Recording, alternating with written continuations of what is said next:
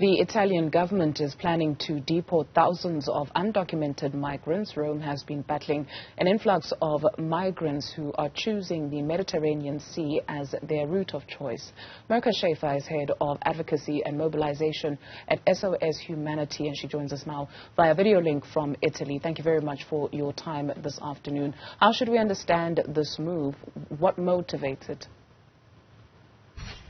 First of all, it's important to say that the so-called crisis in Lampedusa has been politically manufactured in a way. The European Union and its member states have for a long time now put in place policies of deterrence and of closed doors instead of actually a rights-based approach to migration and the respect of the fundamental rights of people on the move. You mentioned. So now, please finish your thought. Yeah, now we can see that the European Commission has announced a 10-point action plan, and the Italian government has announced to increase the detention of migrants in remote places in Italy of until up to 18 months. And this is, we see it as it's a violation of the fundamental rights of people who have the right to request asylum in Italy and in the EU. And and also if this is denied in a formal asylum procedure, then still they can appeal against this decision. And all of this is being undermined in these kind of detention centers where also legal aid is not even possible. What are the numbers and where are the bulk, or where rather, are the migrants from? So right now, there has been an increase of numbers of arrivals from especially Tunisia, but also Libya, which has been since a long time a point of departure to cross the Mediterranean Sea, which is a very dangerous route. And right now, about 130,000 people have arrived to Italy via the Mediterranean Sea. And we can compare this. I think it's important to also put these numbers into context. So Italy has a population of 60 million people. So actually, if we look at the numbers, it's not that big of an amount of people.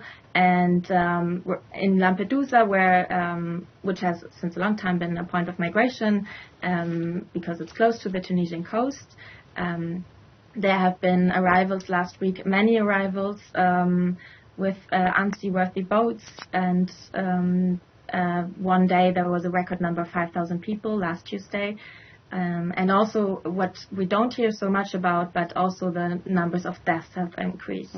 So I already mentioned it's a very, very dangerous route. We are a search and rescue organization, a non-governmental search and rescue organization, SOS Humanity, and we are operating a rescue vessel, Humanity 1. I'm on board right now.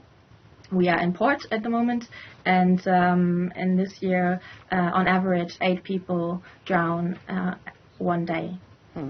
In fact, Mirka, you're absolutely correct that the context in terms of the numbers is critical, because you speak to researchers more so perhaps on the African continent, and they'll tell you that there's more intra-Africa migration than there is the amount of people who leave the continent and embark on these perilous journeys to the likes of Italy, for instance. But Italy is not the only country in Europe that is actually struggling with their migration policy, because a number of leaders in Europe ascend to their thrones by using migration as a ticket to winning, and the Prime Minister there is no different, at some point even offering Tunisia money, millions, in order to stave off the issue of migration. And so when we talk about perhaps the lived experiences from the people that you speak to, you mentioned that you are on a boat as we speak. What do they tell you? We meet many people from many different countries of origin, many different languages here on board, and all of them have their individual stories, all of them have their individual hopes for their future, and all of them are seeking safety. We hear from devastating stories from human rights violations in Libya, where some of the people rescued at sea have spent months or even years in detentions, had suffered torture, sexual violence, and we can also, our medics on board, see these signs of torture on the bodies of the persons, and are treating as best as they can until they can receive the proper care on dry land. Mirka, that some of these leaders in Europe actually use immigration as a ticket to get to the highest office speaks to what? More so maybe with the Italian context. Does that speak to maybe anti-immigrant sentiments by everyday Italians? Actually, right now, also in Lampedusa, we can see that the rhetoric that the Italian government, the far-right Italian government is using is not reflecting on all of the population in Italy. For example, people have been very welcoming. As I said, Lampedusa has a long history of migration. With migration. So there have been people opening up their places, and also restaurants closing down for tourists, and instead cooking food for people who have arrived via the sea. And because the hotspots couldn't provide for so many people that arrived, everyone was stepping in and helping out and supporting. In solidarity. Right. The work that you do is also facing resistance from authorities. Tell us a bit about that. So as a search and rescue organization, we have been founded because the European states are failing to comply with their international obligations to rescue persons in distress at sea, and instead have implemented policies of deterrence, as I said, and also shifting the responsibilities to other states like Libya and Tunisia, and trying to prevent people from arriving at Europe's shores. And we are committed to respect international law, international human rights law, and that's why we are operating this rescue vessel, Humanity 1. And since last year, so for 1 year now, we have been able to rescue 1,600 people, and we are a civil society organization, so our operations are based on donations from civil society, and also from the effort of our crew members who come from all over the world, also many African countries, and also from the help from the civil society everywhere who are committed to fight for these rights. What could possibly help? The United Nations General Assembly is also taking place. What would you like to hear?